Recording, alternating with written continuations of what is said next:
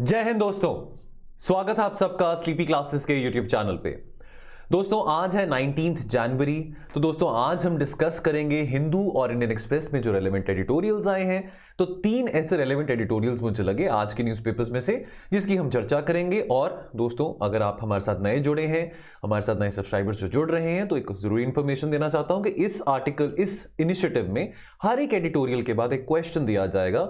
उस क्वेश्चन को आप अटेम्प्ट कर सकते हैं जिसका आंसर एडिटोरियल में ही प्रोवाइडेड रहेगा।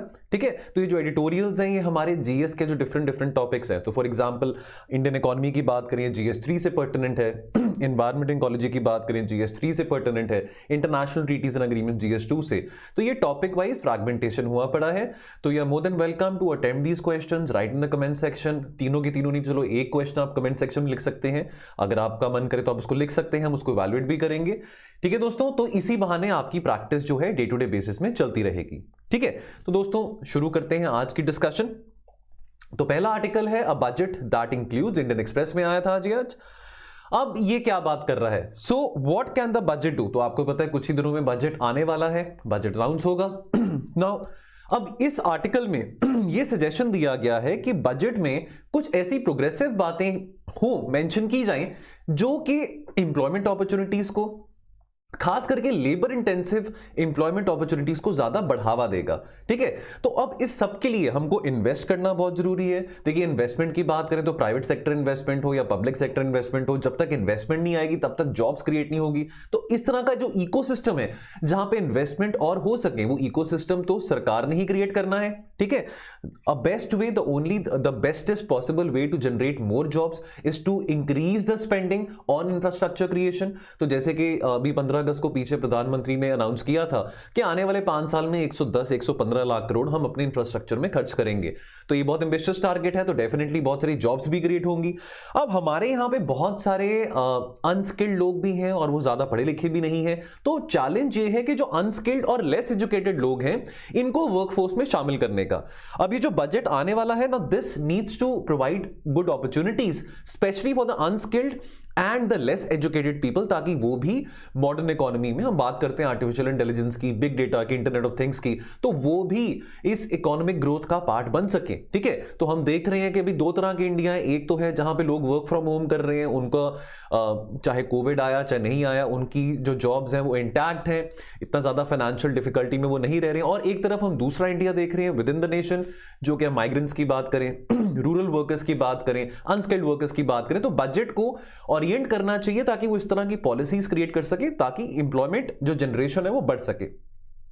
अब लेबर इंटेंसिव मैन्युफैक्चरिंग की अगर हम बात करें, देखिए बहुत सारी कंट्रीज हैं जो डेवलप्ड इकोनॉमीज की बात करें, वो तब तक डेवलपमेंट नहीं अचीव कर पाए जब तक उन्होंने मैन्युफैक्चरिंग सेक्टर में ज्यादा एम्फसाइज ना किया हो। ठीक है, so most countries they have developed, चाहे हम अमेरिका की बात करें, हम यूके की बात करें, जर्मनी की बात करें, जब by putting millions to work in labour intensive manufacturing. अब हमारे पास कोई बहुत बड़ी फर्म्स नहीं है, हम एक एक्सपोर्ट ओरिएंटेड इकोनॉमी तो नहीं है। ठीक है, अनलाइक चाइना और अनलाइक वियतनाम, और हमारे पास ज्यादा लेबर इंटेंसिव सेक्टर्स भी नहीं है। अब चाइना, वियतनाम, बांग्लादेश, तो हम चलो बांग्लादेश की ही बात करें, हमारे पड़ोसी देश की बात करें, तो बांग्लादेश की जो इकोनॉमिक ग्रोथ है दैट इज मार्वेलस। तो अब the fact of the matter is कि इन कंट्रीज में ऐसे लार्ज लेबर इंटेंसिव सेक्टर्स हैं जहां पे millions and millions of people get employed.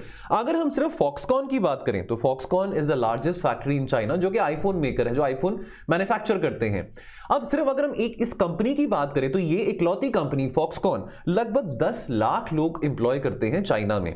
और अगर हम इंडिया की बात करें तो हमारे सारी की सारी जो मैन्युफैक्चरिंग जॉब्स हैं तमाम कंपनीज की मिला के वो सिर्फ 15 मिलियन है। तो एक कंपनी वहां पे 10 लाख लोग एम्प्लॉय कर रही है, और यहां पे जितनी भी मैन्युफैक्चरिंग कंपनीज है इंडिया में वो सिर्फ 1.5 करोड़ लोग। तो कितना जमीन आसमान का फर्क है। अब सैमसंग की बात करें तो सैमसंग 1 लाख लोगों को एम्प्लॉय करता है in the largest phone assembly plant in Vietnam.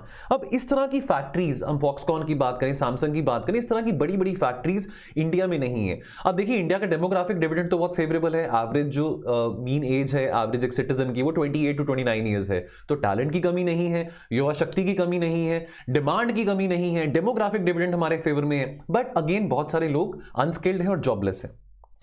अब अगर हम बात करें वियतनाम और बांग्लादेश की, ठीक है, तो वियतनाम का एक केस स्टडी हुआ था। तो वियतनाम की कंपनी ने 10 लोग भेजे चेन्नई में, जो चेन्नई में कंपनी थी, इंडियन कंपनी थी जो अगरबत्ती मैन्युफैक्चर करती थी, ठीक है। तो 10 लोग भेजे वहां पे ये सीखने के लिए कि भी अगरबत्ती कैसे बनाई जाती है, और आज वो कंपनी वियतनाम की 10,000 लोगों से अगरबत्तियां बनवा रही है और वही अगरबत्तियां इंडिया को एक्सपोर्ट कर रही हैं। तो ये अब बहुत शर्म की बात है। बांग्लादेश की बात करें, बांग्लादेश का जो बूमिंग गारमेंट सेक्टर है दैट एम्प्लॉयज रफली अराउंड 4.5 मिलियन पीपल। अब बहुत सारे जो इसमें से जो एम्प्लॉयज जो काम कर रहे हैं गारमेंट सेक्टर में, वो उसमें से 80% of those employed in the garment factories are women. तो हम बात करते हैं लेबर फोर्स पार्टिसिपेशन की, जेंडर पार्टिसिपेशन की, तो बांग्लादेश का जो फीमेल लेबर फोर्स पार्टिसिपेशन है that is twice as that of India. So definitely we are lagging behind as compared to countries like Bangladesh, Vietnam and China. अब देखिए यहां पे इन्वेस्टमेंट्स की जरूरत है एजुकेशन में और स्किलिंग में, ठीक है। तो in the absence of the massive employment, अब देखिए इतनी सारी अनएम्प्लॉयमेंट है, इतनी ज्यादा एम्प्लॉयमेंट अपॉर्चुनिटीज नहीं है। अब ये मौका है कि जो अनस्किल्ड लोग हैं और जिनकी जो पढ़ाई लिखाई है वो थोड़ी कम है, या अनएजुकेटेड बोले, इलिटरेट बोले, ये मौका है कि कैसे उनको ऐसी अपॉर्चुनिटीज दी जा सकती हैं। हम बात करते हैं ना कैपेसिटी डेवलपमेंट की, कैपेसिटी डेवलपमेंट अप्रोच की बात करते हैं। तो आने वाले टाइम में बहुत ज्यादा ये मैटर करेगा कि भी जो हमारा डेमोग्राफिक डिविडेंड है, जो आज एक एवरेज इंडियन सिटीजन 28-29 साल का है, तो कैसे आगे जाके वो वर्कफोर्स में आ सकता है, उसके लिए ये बहुत निर्भर करेगा कि एजुकेशन और स्किल्स पे कितना एम्फसाइज किया जा रहा है। अगर हम इंडिया की बात करें तो सिर्फ 5% से भी कम जो हमारी वर्कफोर्स है वो स्किल्ड है। अगर हम बात करें साउथ कोरिया की, जर्मनी की, यूएस की, तो उसके आंकड़े आपके सामने हैं, 96% in South Korea, 75% in Germany etcetera. अब रीसेंट सर्वेज, अगर हम पढ़ाई लिखाई की बात करें, एजुकेशन की बात करें, तो रीसेंट सर्वेज ये बताते हैं कि भाई 44% ऑफ द चिल्ड्रन जो क्लास 5 में पढ़ रहे हैं वो ये चीज पढ़ सकते हैं जो कि क्लास 2 के बच्चे के लिए, जो कि क्लास 2 का बच्चा पढ़ सकता है, ठीक है। तो यानी कि अगर हम बात करें कॉग्निटिव डेवलपमेंट की, हम बात करें अरिथमेटिक और रीडिंग एबिलिटी की, तो जो बच्चा वही चीज, वही टेक्स्ट जो क्लास 2 में उसको पढ़ना चाहिए था, वो क्लास 5 में आके बहुत मुश्किल से पढ़ पा रहा है, ठीक है। क्लास 5 में भी बच्चे डिवीजन नहीं कर पा रहे हैं, मल्टीप्लिकेशन नहीं कर पा रहे हैं। अब पिछले 2 सालों से स्कूल्स बंद थे, तो education, obviously education sector has taken a big hit. अब जो 2nd-3rd क्लास के जो बच्चे हैं उनको तो अब यूट्यूब पे, ऑनलाइन एजुकेशन पे नहीं फोकस कर सकते ना, उनके लिए तो देखिए टीचर उनके सामने है, वो समझ पाएंगे, कॉग्निटिव डेवलपमेंट उनकी हो पाएगी जो ट्रेडिशनल क्लासरूम टीचिंग होती है। तो अब पिछले 2 सालों से ये भी चिंता का विषय है कि education outcomes have fallen further. Way forward now we need a labour reform, ताकि लेबर रिफॉर्म्स ऐसे होनी चाहिए ताकि एम्प्लॉइंग पीपल जो है, ज्यादा लोगों को नौकरी देना ज्यादा एक्सपेंसिव ना हो कंपनीज के लिए। स्कूल एजुकेशन क्योंकि एक स्टेट सब्जेक्ट है, तो यूनियन बजट में कुछ इस तरह की पॉलिसी होनी चाहिए कि वो स्टेट्स को इंसेंटिवाइज करे, वो स्टेट्स को जो कि बहुत बेहतर कर रहे हैं एजुकेशन के इंडिकेटर्स में, ठीक है। तो अगर जो स्टेट्स बेटर कर रहे हैं एजुकेशन इंडिकेटर्स में, तो उनको ज्यादा और फंड्स दिए जा सकते हैं, उनको फंड मोबिलाइजेशन और दी जा सकती है, ठीक है। अगर एजुकेशन की बात करें तो कैसे जो कंपनीज हैं, कॉर्पोरेट कंपनीज हैं, वो भी कंट्रीब्यूट कर सकते हैं एजुकेशन सेक्टर की। अगर हम बात करें तो education is already the largest single area for corporate social responsibility funding, ठीक है। तो अगर बजट में कुछ ऐसी पॉलिसीज हो ताकि कंपनीज को और इंसेंटिव मिल सके कि वो और ज्यादा, अभी तो वो 2% अपना जो बजट है वो सीएसआर के लिए स्पेंड करते हैं, तो कैसे वो इससे ज्यादा स्पेंड कर सकते हैं, तो ऐसी पॉलिसीज होना भी बहुत जरूरी है बजट में। तो अब क्वेश्चन क्या बनता है सेटोरियल में से, enumerate suggestions for the upcoming budget to propose ways and means of harnessing the human capital of our country. Why is harnessing of human capital very very imperative? तो इसका आंसर आप इस सेटोरियल में से कर सकते हैं आसानी से। तो अगला article, the silver line project is anti development. अब ये जो आर्टिकल है ना, ये पुलाप्रे बालकृष्णन ने लिखा है। यही same article silver line project की हम बात करें, ये 23 अक्टूबर को भी आया था, 23 अक्टूबर 2021, पिछले साल की बात है। एडिटोरियल डिस्कशन में हमने ये एडिटोरियल डिस्कस भी किया था। तो ये जो सिल्वर लाइन प्रोजेक्ट है क्या है, इसके बारे में चर्चा करते हैं। अगर आप एडिटोरियल की, अगर आप प्लेलिस्ट में देखेंगे तो ये जो एडिटोरियल है 23 अक्टूबर को ऑलरेडी डिस्कस किया गया है, ठीक है। चलो हम बात करें सिल्वर लाइन प्रोजेक्ट की। अब सिल्वर लाइन प्रोजेक्ट क्या है ना, this is a proposed 530 kilometre odd line which will link Thiruvananthapuram with Kasaragod in Kerala, ठीक है ना। This will cover 11 districts through 11 stations. तो आपको मैं इमेज दिखा देता हूं, ये रहा आपका कासरगोड और ये रहा आपका थिरुवनंतपुरम।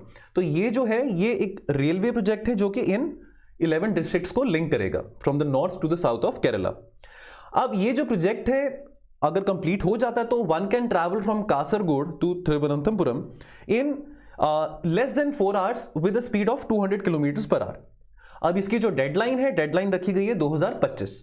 अब जो अर्बन पॉलिसी एक्सपर्ट्स हैं उनका ये कहना है कि जो existing railway structure, railway infrastructure जो केरला में है, that cannot meet the demands of the future. तो ये जो हाई स्पीड रेलवे प्रोजेक्ट्स हैं, बुलेट ट्रेन की बात करें, हम different parts of the country में देखते हैं कि बुलेट ट्रेन के ऊपर, हाई स्पीड रेलवे के ऊपर एम्फेसाइज किया जाता है कि टाइम बचेगा, लोग इजिली कनेक्ट कर पाएंगे, तो एटसेट्रा एटसेट्रा।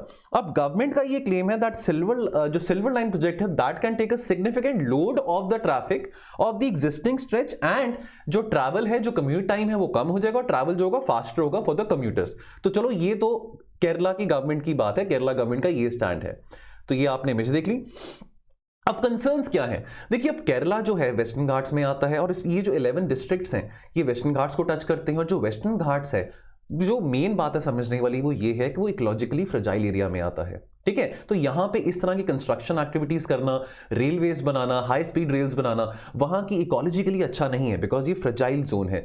तो अगर हम बात करें तो कुछ समय पहले की बात है कि रिकमेंडेशंस आई थी गदगल कमेटी की तरफ से, खास करके जहां पे गदगल कमेटी ने ये सजेस्ट किया था कि जो वेस्टर्न घाट्स में ज्यादा डेवलपमेंट ना की जाए, इकोलॉजिकली फ्रेजाइल एरिया है, तो हम सस्टेनेबल डेवलपमेंट की बात करते हैं, ठीक है। तो अब यहां पे गदगल कमेटी जो थी उसकी रिकमेंडेशंस को नहीं स्वीकार किया गया। उसके बाद कस्तूरी रंगन कमेटी बनाई गई, तो कस्तूरी रंगन कमेटी ने कहा कि नहीं, आप डेवलपमेंट कर सकते हैं, प्रोजेक्ट्स बना सकते हैं। तो गदगल कमेटी के जो कंसर्न्स थे उसको बिल्कुल इग्नोर कर दिया गया, ठीक है। Now this is the best example of showing disregard to ecology by the state, ठीक है। अब पहली बात तो ये आती है कि भाई अगर यहां पे आप इतने हाई रेल प्रोजेक्ट बना दो, इसके हम कॉस्ट एफिशिएंसी की बात करें, ठीक है, तो अब देखिए, अब अगर 200 किलोमीटर पर आवर की स्पीड पे ट्रेन चलेगी, 4 घंटे में आप कासरगोड से तिरुवनंतपुरम पहुंच जाएंगे, तो इसकी जो टिकट होगी, इसकी जो कॉस्ट होगी वो भी बहुत ज्यादा होगी। क्या आम जो इंसान है, जो आम नागरिक है, वो इसकी टिकट अफोर्ड कर पाएगा? कितने लोग होंगे जो विलिंग होंगे to avail this new service? चलो, इकोलॉजी की बात तो एक तरफ, लेकिन अब इसके लिए जो इतनी इन्वेस्टमेंट की जा रही है, तो वो तो टैक्स पेयर्स का ही पैसा ना जो वहां पे इन्वेस्ट किया जा रहा है, इसका जो रिटर्न ऑन इन्वेस्टमेंट है क्या वो इतना ज्यादा होगा? It is perhaps for this reason that light rail projects in many parts of the world, ये नहीं सिर्फ इंडिया की बात करें, many parts of the world they have ended up making a loss because इनकी टिकट की pricing बहुत ज्यादा होती है, not everybody would be able to afford that। और कोई ऐसा मेथड भी नहीं है जो ये बता सके कि भी जो मॉनेटरी वैल्यू है टू द इन्वायरमेंटल थ्रेट, कि मैंने जैसे अभी बोला कि ये जो एरिया है वेस्टर्न घाट्स का इकोलॉजिकली फ्रेजाइल जोन में आता है, तो डेफिनेटली इन्वायरमेंटल थ्रेट है, लेकिन जो कॉस्ट ऑफ इन्वायरमेंटल थ्रेट है उसको कैसे कैलकुलेट कर पाएंगे? तो इस बात का अनुमान लगाना भी मुश्किल है। तो what is the way forward? अब देखिए, ऐसा तो नहीं है कि कासरगोड से लेकर तिरुवनंतपुरम तक कोई बस नहीं चलती, कोई अभी ट्रेन नहीं चलती, चलती तो है, कनेक्टिविटी तो ऑलरेडी भी एग्जिस्ट करती है, तो इतना भी क्या फर्क पड़ जाएगा? यहां पे इस आर्टिकल में ये मेंशन किया गया है कि जब पता ही है कि इकोलॉजिकली फ्रेजाइल एरिया है, तो इतना क्या आगे इतनी क्या फर्क पड़ जाएगा कि भाई 4 घंटे का जो आप सफर करना चाह रहे हैं, इतनी ज्यादा आप उस पर इन्वेस्टमेंट करेंगे, इतनी ज्यादा आप उसमें कॉस्ट करेंगे, उसका इतना रिटर्न भी ना हो, तो what is the point? Kerala की बात करें, this has the highest road density in the country. तो डेवलपमेंट करिए, बहुत अच्छी बात है, लेकिन डेवलपमेंट के साथ साथ हमको सस्टेनेबल डेवलपमेंट की भी बात आ जाती है, that we have to be very cautious as far as doing development in an ecologically sensitive area is concern, ठीक है। तो यहां पे सजेशन दिया गया है कि जो स्टेट गवर्नमेंट है, केरला की स्टेट गवर्नमेंट है, उनको एक अच्छी तरह से एक टेक्निकल एनालिसिस करना चाहिए ऑफ द इंफ्रास्ट्रक्चर प्रोजेक्ट्स जो भी इस एरिया में इंप्लीमेंट किए जा रहे हैं, खास करके ecologically fragile zone of western Ghats को मद्देनजर रखते हुए। तो गदगल कमेटी को रीविजिट करना कोई बुरी बात नहीं रहेगी, यहां पे ये बात इस आर्टिकल में सजेस्ट करी गई है। तो क्वेश्चन क्या बनता है? What is the silver line project? Describe some concerns emanating from this ambitious project. तो ये क्वेश्चन बनता है। तो लास्ट आर्टिकल आज का, प्रिवेंटिंग जेनोसाइड, ये हिंदू में आया है। अब जेनोसाइड क्या होता है? जेनोसाइड की हम बात करें, जाति हत्या, ठीक है, नरसंहार जिसको हम कहते हैं, जाति संहार जिसको हम कहते हैं, ठीक है। अब ये जेनोसाइड की अगर डेफिनेशन की बात करें, टेक्स्ट बुक डेफिनेशन की बात करें, तो जो वर्ड जेनोसाइड है, this was first coined by a polish, यानी कि पोलैंड के कोई रहने वाले लॉयर थे, रफाल लेम्किन करके, 1944 में, in his book axis rule in occupied Europe. ये टर्म क्यों कॉइन किया गया? Because of the Nazi policies world war 2 के चलते, जो आपको पता है हिटलर की जो पॉलिसीज थी, जो टारगेटिंग ऑफ द जो एथनिक क्लेंजिंग हो रहा था ज्यूज का जर्मनी में, तो उसके चलते ये टर्म कॉइन किया गया। तो जेनोसाइड की बात करें, genocide means any of the following acts committed with the intent to destroy in whole और in part national, ethical, racial और रिलीजियस ग्रुप्स, ठीक है। तो यहां पे वो चीज थोड़ी मेंशन करी गई है, killing members of the group. देखिए बात है आर्टिकल किस कंटेक्स्ट में आया है। देखिए अभी आपको पता है कि अभी हमने हेट स्पीच को लेकर भी बहुत सारे आर्टिकल्स डिस्कस करे थे, ठीक है। तो एक ये जो हमने अभी हम डिस्कस किया था कि हरिद्वार में एक रिलीजियस असेंबली हुई थी, कुछ हिंदू फंडामेंटलिस्ट ग्रुप्स थे जिन्होंने असेंबल करके ये कहा था कि जी खुलेआम उन्होंने डिक्लेयर किया था कि जी मुसलमानों को मार दो, जो भी इंडिया में मुसलमान उनको मार दो, जो भी मुस्लिम्स उनको मार दो, क्योंकि हिंदू खतरे में है, ठीक है, कि हिंदू बहुत खतरे में, तो मुस्लिम्स को मारना वो हिंदू की सेफ्टी के लिए है, ठीक है। तो wide spread genocide of Muslims की डिक्लेरेशन खुलेआम वहां पे हरिद्वार में करी गई थी, ठीक है। और काफी सारे बीजेपी के विधायक भी थे वहां पे बैठे हुए थे। अब इस तरह की चीजों को बढ़ावा देना, इसको तो लेके हमने काफी कॉम्प्रिहेंसिवली डिस्कशन करी है पिछले लास्ट वीक में हेट स्पीच को लेके 2-3 आर्टिकल्स भी आए थे, तो हमने उसको कॉम्प्रिहेंसिव उसको डिस्कस भी किया है। पर बात ये आती है कि भाई जेनोसाइड की बातें खुलेआम करना, क्या कोई इंटरनेशनल मैकेनिज्म है जो जेनोसाइड प्रिवेंशन की बात करता है, ठीक है। आफ्टर ऑल हम यूनाइटेड नेशंस की बात करें, भाई democracy, liberty, human rights, civil liberties etcetera etcetera, इन सब की बात की जाती है। तो ये अट्रॉसिटीज अगर दुनिया में किसी भी कोने में हो रही हो, इंडिया में हो, म्यांमार में हो, बांग्लादेश में हो, ठीक है, और इंडिया कोई नया तो नहीं है कम्युनल वायलेंस से, तो इंडिया की तो अगर हम हिस्ट्री को पीछे मुड़ के देखें तो कितने सारे कम्युनल वायलेंसेस हो चुके हैं। तो ऐसा कोई इंटरनेशनल कन्वेंशन है जो कि जेनोसाइड प्रिवेंशन की बात करता हो, तो डेफिनेटली है convention on the prevention and also punishment of the crime of genocide, ठीक है। तो ये जो कन्वेंशन का जो प्रपोजल था पहली बारी इंडिया ने दिया था 1946 में। क्यूबा, इंडिया और Panama they cosponsored the General Assembly, the UN General Assembly resolution 96 which affirmed genocide as a crime under international law. तो ये पास किया गया था by the United Nations General Assembly, 1948 में पास किया गया था, और ये इफेक्ट में कब आया, 1951 में, ठीक है। तो more than 150 states were party to this convention. तो इंडिया तो सबसे पहला, India was an early and key sponsor of this convention, ठीक है, जहां पे कंडेमिंग जेनोसाइड की बात करी गई थी, ठीक है। However since signing the genocide convention and also ratifying it, आज तक इंडिया ने कोई ऐसी लेजिस्लेशन अपने डोमेस्टिक लॉज में इनैक्ट नहीं करी जो कि जेनोसाइड के क्राइम को प्रिवेंट कर सके या पनिश कर सके of such a wide spread crime like genocide. तो अगर हम जाति हत्या की बात करें, हम देखिए किसी पर्टिकुलर कम्युनिटी को टारगेट करने की बात करें, किसी जेंडर को टारगेट करने की बात करें, तो ये बातें इंडिया में नई नहीं है। इंडिपेंडेंस की टाइम की बात करें, पार्टीशन के टाइम्स की बात करें, कितना कम्युनल वायलेंस तब से हम देखते आ रहे हैं, ठीक है। तो अब इंडिया ने जिसने ये रेजोल्यूशन प्रपोज किया था ना, India itself is not abiding by this resolution, तो this is in violation of its international obligation to criminalise genocide with its domestic law as per the convention.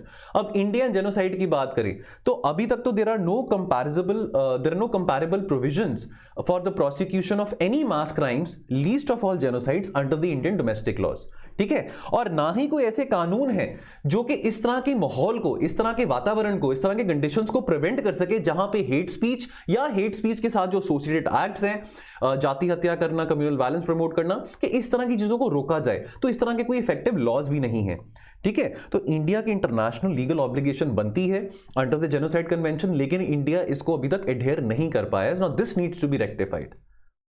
तो क्वेश्चन क्या बनता है एडिटोरियल में से, what do you understand by the term genocide? Elaborate on the genocide convention. How far has India abided by this convention legally? चलिए, सो दोस्तों ये हमारे आज के 3 एडिटोरियल्स से। तो जाने से पहले बस मैं आपको यही कहना चाहता हूं कि दोस्तों हमने प्रीलिम्स क्योंकि पास में है तो कुछ क्रैश कोर्सेज हमने शुरू करे हैं जो आपके करंट अफेयर्स और आपके जीएस के सिलेबस को दोनों को केटर करेगा, अलॉन्ग विद टेस्ट सीरीज होंगी। देखिए, the only way you can overcome your fear of not cracking prelims is by practising more questions, ठीक है। तो चाहे प्रीलिम्स की बात हो, मेंस की बात हो, जब तक हम प्रैक्टिस नहीं करेंगे, जब तक हम अपने इनर्शिया से बाहर नहीं निकलेंगे, तो तब तक तो बात बनने नहीं वाली है, ठीक है। तो अब ये कोर्सेज हैं, आप इस दिए गए नंबर पे कॉल कर सकते हैं, हमारी वेबसाइट पे जाके विजिट कर सकते हैं, इन कोर्सेज को अवेल कर सकते हैं। इससे पहले टाइम रन्स आउट, तो आप इन कोर्सेज को जरूर अवेल करिए। और ये क्वेश्चन जो हैं, जो टेस्ट सीरीज के जो क्वेश्चंस आपको दिए जाएंगे एमसीक्यूज, उनको प्रैक्टिस करिए। कॉम्प्रिहेंसिव करंट अफेयर्स की कवरेज होगी फ्रॉम जनवरी 2021 टू अप्रैल 2022। सो दोस्तों, उम्मीद करता हूं आपको लेक्चर पसंद आया होगा। तो मिलेंगे कल और एडिटोरियल एनालिसिस के साथ। तो आप अपना ध्यान रखिए और पढ़ते रहिए। दोस्तों, हम 5 बजे मिलेंगे। तो ये जो सीरीज है एडिटोरियल की, हमने थोड़ा और इसको प्रीपोन कर दिया, तो 5 बजे हम मिलेंगे। सो कल 5 बजे मिलते हैं। आप अपना ध्यान रखिए और पढ़ते रहिए। Thank you so much. जय हिंद।